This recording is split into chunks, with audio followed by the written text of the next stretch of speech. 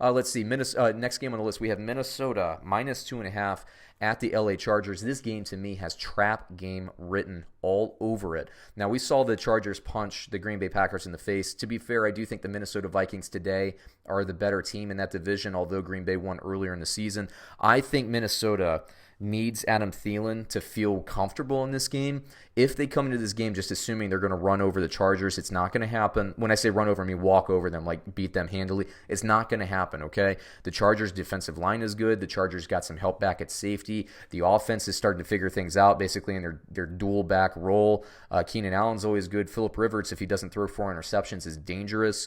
This LA Chargers team is the perfect spoiler for a team like Minnesota. Now, Minnesota should win this game.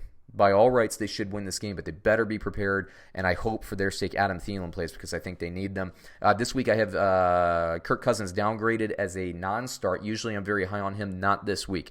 Dalvin Cook. Now, look, I have a great projection on Dalvin Cook, but let's remember he's still banged up a little bit. Minnesota is going to mitigate that workload a little bit. I still have him as a start. I still think he'll get in the end zone, but Alexander Mattison, who Rocco bought my daily fantasy projections, basically say that he is a sit. I do think that Alexander Mattison is also a start. If Adam Thielen plays, he's a start. If he doesn't play, it's Stefon Diggs. And I think this team, basically, if Adam Thielen doesn't play, it's Kyle Rudolph. And then I probably stay away from BC Johnson. I know he got the touchdown, but that was like his one catch last week.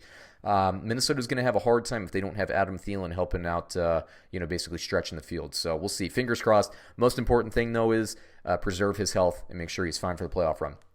Now, on the Chargers side, look, the Minnesota defense is no slouch either. I do think Minnesota's defense is going to have to pull their weight, though. The Chargers, I have Phillip Rivers as a sit. I have both running backs, Melvin Gordon and Austin Eckler as starts. I have Kareem Hunt. I'm not Kareem Hunt. What am I talking about? Keenan Allen as a start, and I have Mike Williams as a start, and I also have Hunter Henry as a start. I think the Chargers will be able to move the ball.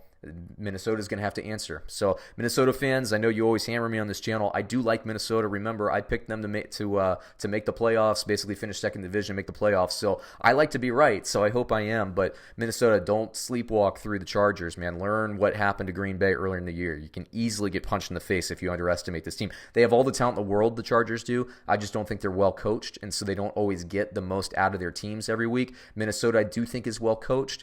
But, sometimes, you're going to Southern California, hanging out. You feel really good. You're playing a team that doesn't have an impressive win-loss record. You think, we'll win. Let's load up for the NFC North fights to end the season. But trap game written all over it. I'm scared. Speaking of, by the way, I am going to take the Chargers. My computers take the Chargers. Brad takes Minnesota. I'll flip to Minnesota if Thielen plays. That's my key here.